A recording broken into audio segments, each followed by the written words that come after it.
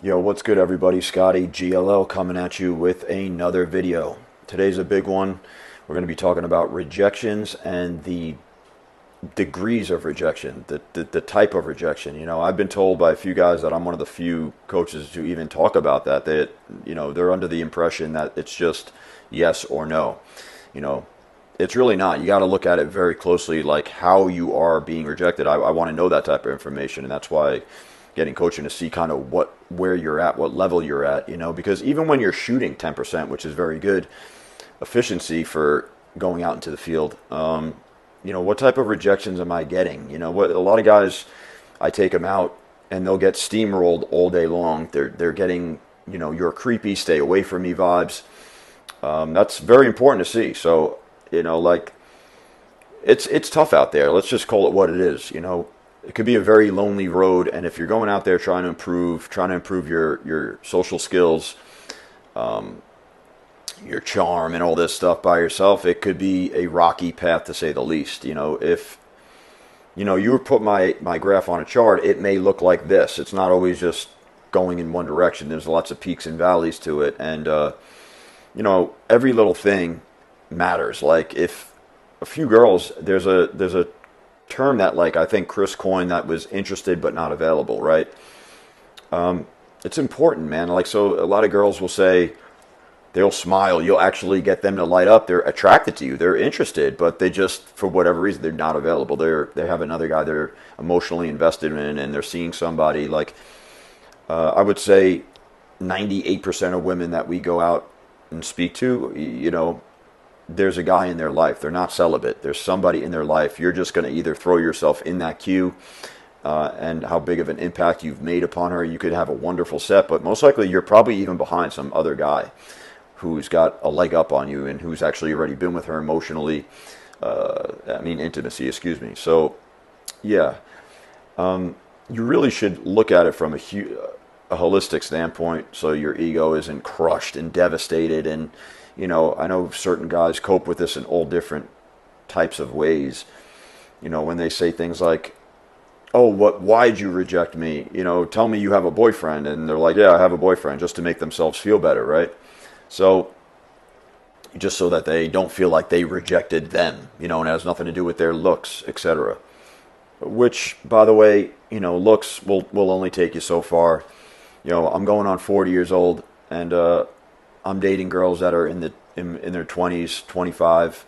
So it's really that's a whole nother discussion. But people have brought that up to me as well, about going to how big of an impact looks make in the dating world. It's important, and I feel like just naturally you should want to max out your looks to the best of your ability. And if you take care of yourself and take care of your looks, you should be doing all right. Because most people are average, and maybe you can give yourself a little boost above average if you take good care of yourself, right? And I'm kind of proving that you could still bang with guys in their 20s, quite frankly.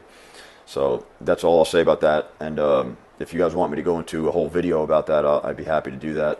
Leave it in the comments. So, man, there's only so much I could really go into about the rejection thing, but keep in mind, if we work together, I'll go into, like, it's important to see what type of rejections you're getting. Are you creeping girls out?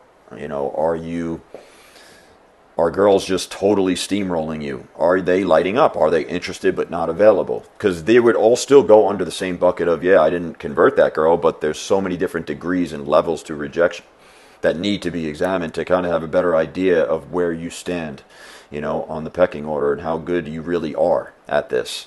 Okay? Very, very important details to see and to pay attention to. What do your rejections look like? How many dating coaches even ask that, right? What do they look like? It's extremely important.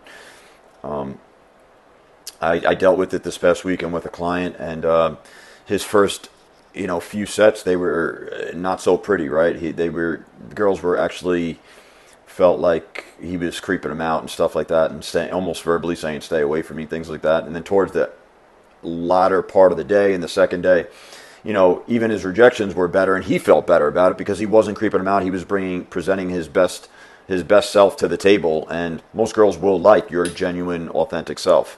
They'll smile, they'll laugh.